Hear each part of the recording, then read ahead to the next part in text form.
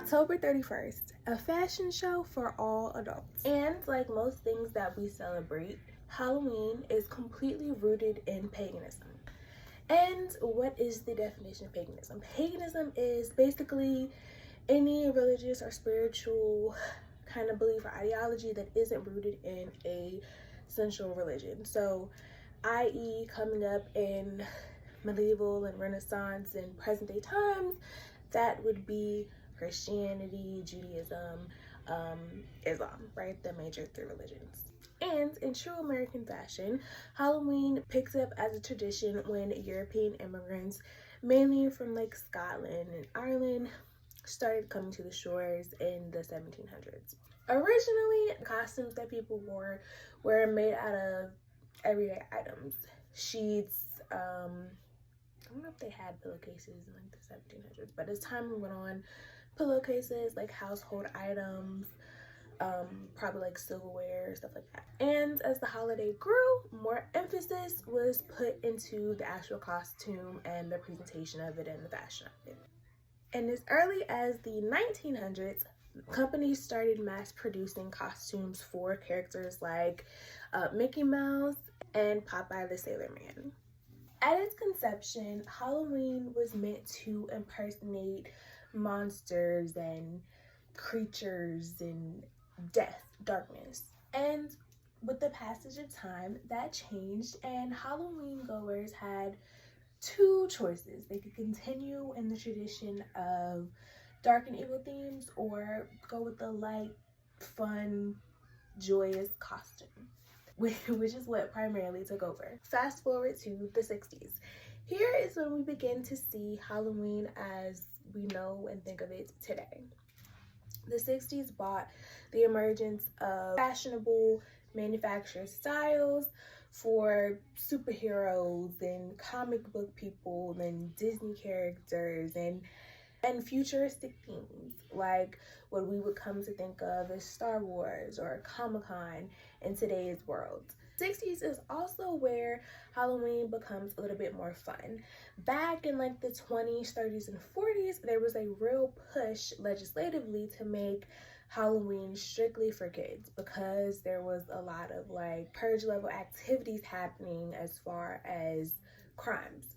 But in the 60s, adults started to re-enter the chat and started dressing up single people without kids or with their kids for fun Halloween costume ideas.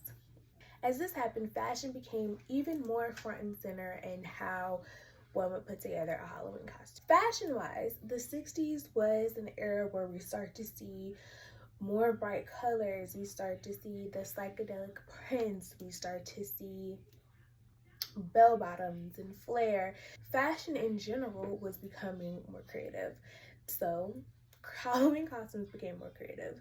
In the 60s and 70s, it kept its tradition of being costumes that were put together at home, hand sewn, things like that. But as manufacturing continued to take over and we get what we would think of as like the Party City costumes or the Walmart and Target costumes that are mass produced and everybody's wearing the same thing, and there is creativity but not as much creativity.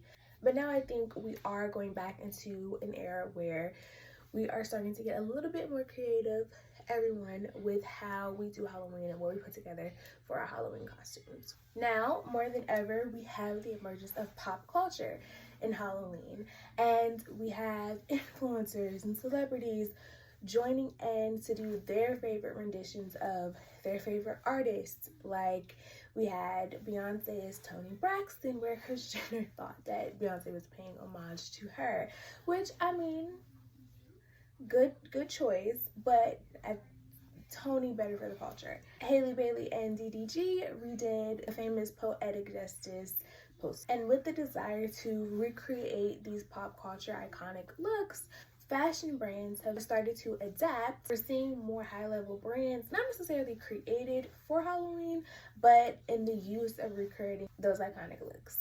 Hence, bridging the line between fashion and Halloween and the creative.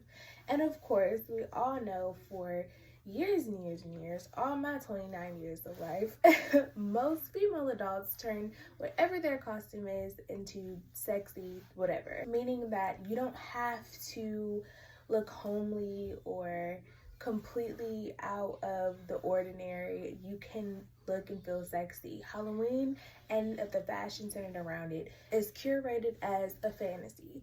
You get to live your wildest dreams one night of the year and have a blast while doing it. So Halloween is tomorrow. I can't wait to see all of your costumes. I did Cruella this weekend, but I'm gonna have another one tomorrow to share with you guys.